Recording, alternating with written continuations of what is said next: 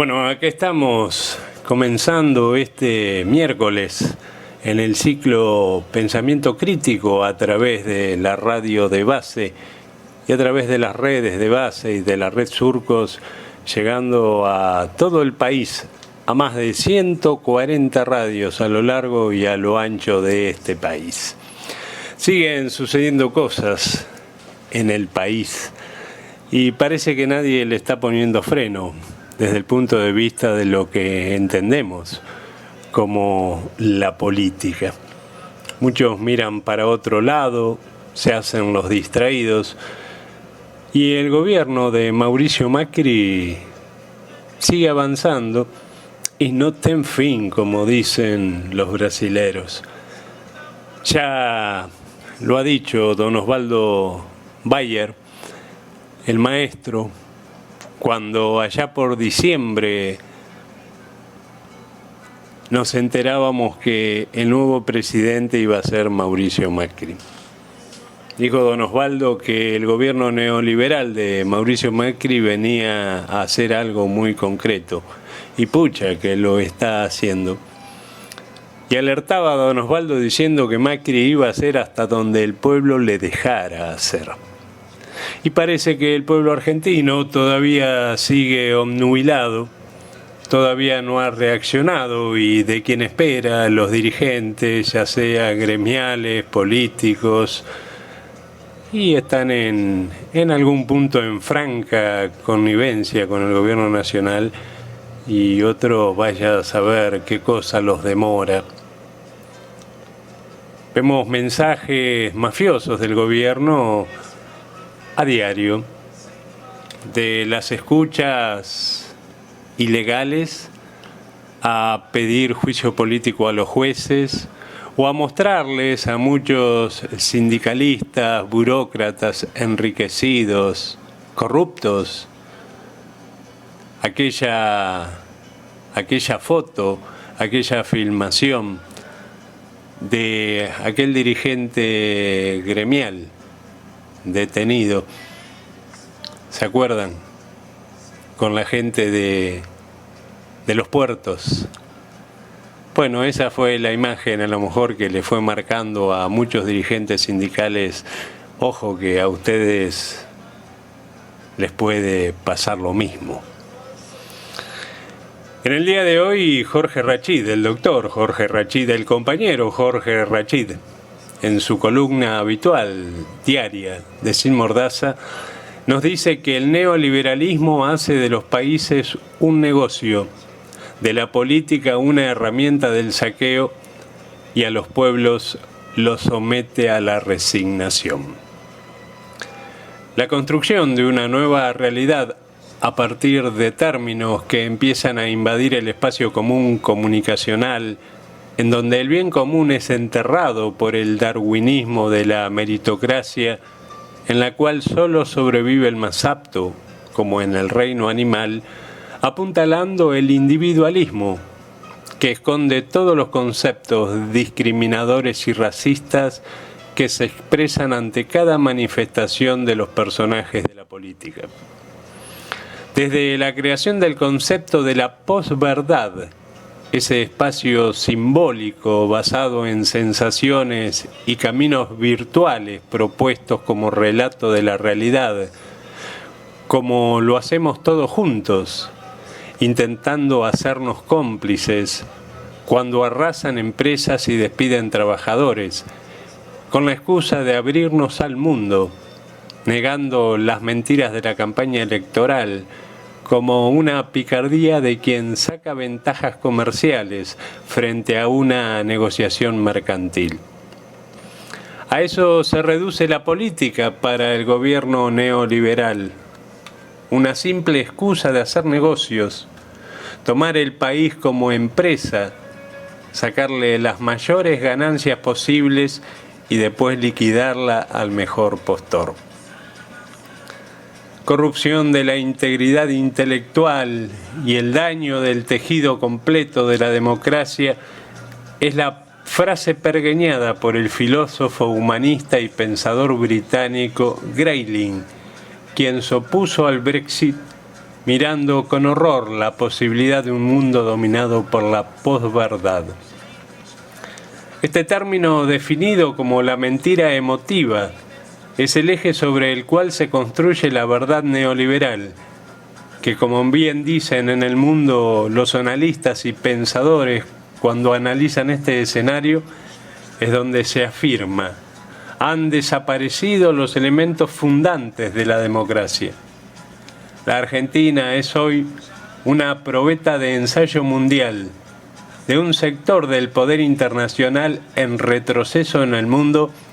pero afianzando en nuestro país.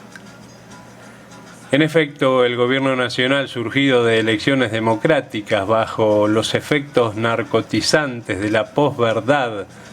apuntalados por los medios hegemónicos de comunicación social, constructores privilegiados de esa memoria colectiva que hacen aparecer la historia reciente que permitió a nuestro país salir de la peor crisis de la historia, de la mano del gobierno peronista, definido por ellos como fracaso nacional, intentando enterrar las políticas de soberanía y determinación heterodoxas, según llaman los nuevos adoradores de los dioses del mercado. Los términos como la tierra como bien social, la responsabilidad social de la empresa, la política como herramienta del bien común, la solidaridad, eje de construcción del sistema, la concepción biocéntrica del modelo social, los derechos del trabajador, la investigación y el desarrollo como vínculos y vehículos de asomarse al siglo XXI del conocimiento, el valor agregado industrial como potencia de desarrollo nacional. Todo queda subsumido a la lógica de las metas de inflación, concepto macroeconómico que explica los objetivos neoliberales, donde el hombre y su familia quedan rehenes de los negocios del poder. Esa construcción virtual de la realidad que puede anestesiar al pueblo por largos periodos, como lo hemos vivido en los años 90, cuando se instaló con fuerzas esta lógica perversa e inhumana, no puede ser mantenida en lo infinito, porque en algún momento esa inundación que al principio se ve por los medios, después se la visualiza en el barrio, termina entrando en las casas, destruyendo familias, arrasando sueños, postergando proyectos de vida, enfermando social e individualmente a la población. Cuando sucede, los pueblos ceden a hacer tronar el escarmiento. Así fue el 2001, con el derrumbe absoluto de estas lógicas que solo pudieron ser reconstruidas en base a la mentira de la posverdad. El gobierno de los cínicos, el último libro de Dante Palma, describe con precisión, desde los antecedentes históricos, desde los griegos, cómo se construyen los relatos, que en algún momento sirvieron para combatir los poderes concentrados, luego fueron apropiados por los dueños del poder como herramientas de sometimiento de los pueblos, con un vector económico que es el poder de fuego de los fondos de inversión, misiles supranacionales amparados por el Fondo Monetario Internacional y el Banco Mundial, que llevando a los países al endeudamiento, lograron en las décadas pasadas instalar esta lógica neoliberal que estalló con las crisis tanto de nuestros países como los del sur de Europa y ahora el Reino Unido y Estados Unidos, donde las bolsas de inversión fueron las derrotadas. Eso no significa que esas crisis de los países centrales tengan beneficios para los países en desarrollo, todo lo contrario. En efecto, el fortalecimiento de los procesos nacionales de los países imperiales frente a los procesos financieros lleva a la construcción de acuerdos bilaterales con países como el nuestro, gobernado por marcachifles dispuestos a entregar todo a cambio de nada, vivir el presente como los drogadictos, el día a día de sus negocios como eje de la gestión de gobierno. De ahí el pago a los fondos buitres, la apertura indiscriminada, la destrucción de la industria y el trabajo argentino al solo efecto de sus negocios privados. Neoliberalismo periférico, patético, de manual. Alguna vez el enorme Fermín Chávez, filósofo, historiador y pensador argentino, que debería ser más rememorado en sus escritos, describió el pensamiento nacional como la epistemología de la periferia. Sin duda se estableció el eje de la batalla cultural de nuestro país y de los países de la región con una mirada del mundo que construye su futuro desde su perspectiva histórica,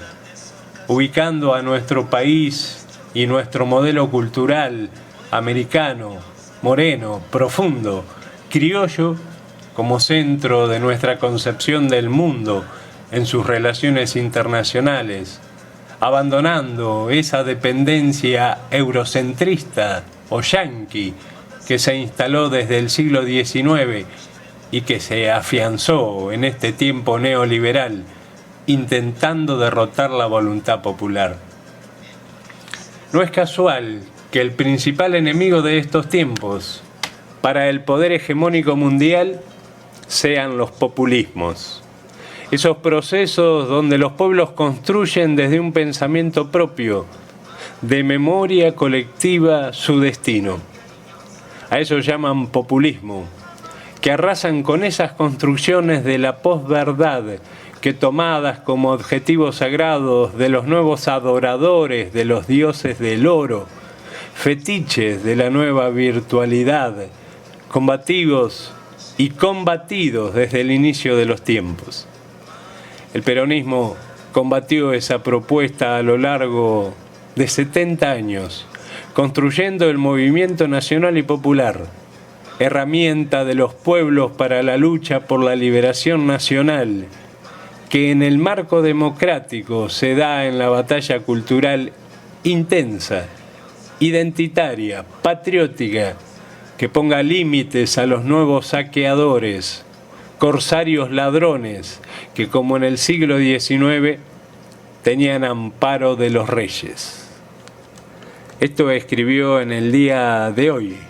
el doctor Jorge Rachid en su columna diaria titulada Sin Mordaza, y que desde aquí de Pensamiento Crítico de Radio de Base, para nosotros es un honor poder compartirla con todos ustedes. Así comenzamos, amigos, esta jornada de miércoles en Pensamiento Crítico por Radio de Base.